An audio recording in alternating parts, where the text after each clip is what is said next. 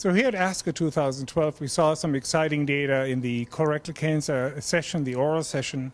And one of the most cited, the most discussed abstract will probably be the results of the TML study. TML stands for Treatment Across Multiple Lines, and it actually addressed the issue of should bevacizumab be continued beyond progression in patients with metastatic colorectal cancer.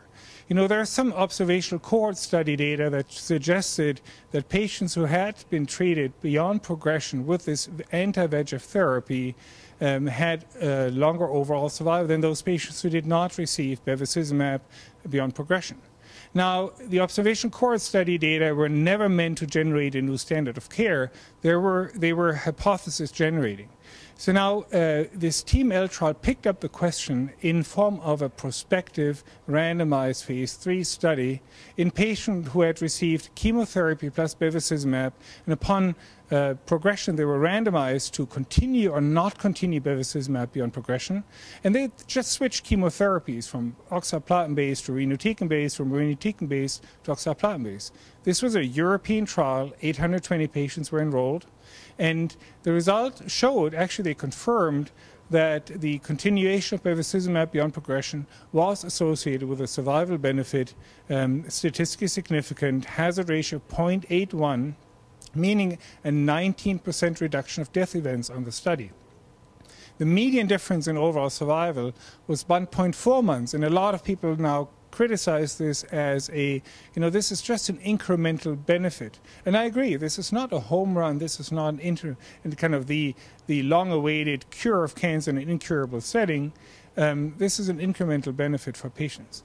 Now, this was balanced by a rather tolerable side effect profile. We know that bevacizumab has side effects which can be catastrophic, like bowel perforation, ATEs, etc., but they do not occur in a lot of patients, and they occur early rather than later in lines of therapy. So it was pretty safe to continue bevacizumab beyond progression.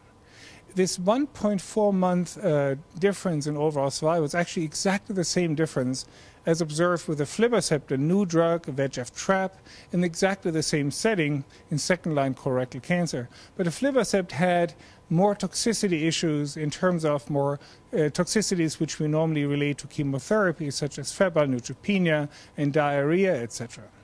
So right now, when you look at the competing results of aflibercept and bevacizumab beyond progression, it will be interesting to see how it plays out in the future when we have access, and hopefully we'll have access to aflibercept on the market. Now, the study, the TML study, beyond just looking at the results, established a very interesting principle. Long-term VEGF inhibition is probably something that has clinical benefit for patients.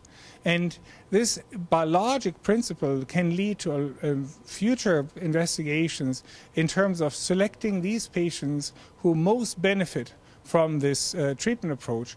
And I can see that we will find, and I will hope that we'll find a biomarker or molecular signatures which will be able to identify those patients much better than what we do right now clinically. So I think the results highlight that we have a potential option for a new treatment option in second-line therapy, just continuing bevacizumab beyond progression with a confirmed survival benefit. I'm not going into the financial implications here because, of course, using bevacizumab for a prolonged period of time, now escalating into second-line therapy, will have a financial price tag. But for me right now, this is a very interesting scientific result which will spark further analysis, including similar analysis and similar studies in other VEGF-driven tumors, such as ovarian cancer, for instance, which is highly VEGF-driven. Now, another interesting abstract was presented here at this meeting, which kind of had an interesting result which I didn't expect. The so-called DREAM trial from a French group, the group that gave us FOLFOX and provided the Optimox data and the Mosaic data. They used bevacizumab in combination with erlotinib, an oral EGF receptor tyrosine kinase inhibitor, as maintenance therapy in a randomized comparison.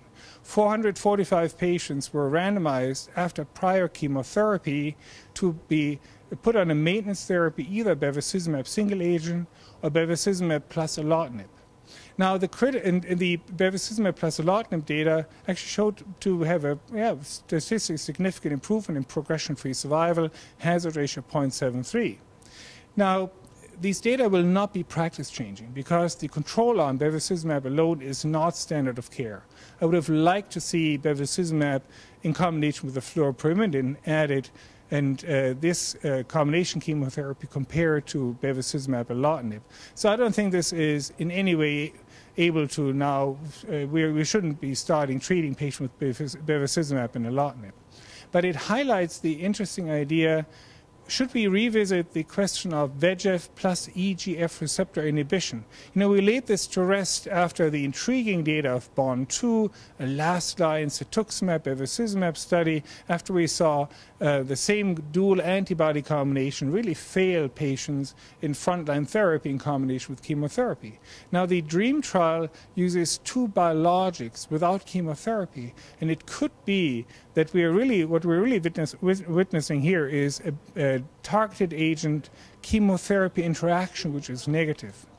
So I found it would be very intrigued in testing the dual antibody hypothesis, bevacizumab, cetuximab, again in a better setting than what BOND-2 provided. Now, for the future perspectives, another player is on the market, is going to be on the market hopefully soon, regorafenib, a multi-agent tyrosine kinase inhibitor, which has a strong anti-VEGF component, now showing proof of principle and phase 3 data with overall survival benefit in a last-line setting after failure of all prior lines of therapy. This again highlights this theme that we're seeing to be emerging, that continued VEGF inhibition across multiple lines of therapy actually conveys survival benefit for patients. This is a very interesting area of future research, and I hope that we can flank it with a very robust biomarker portfolio, because eventually we owe it to our patients that we identify these groups of patients who best benefit from this approach.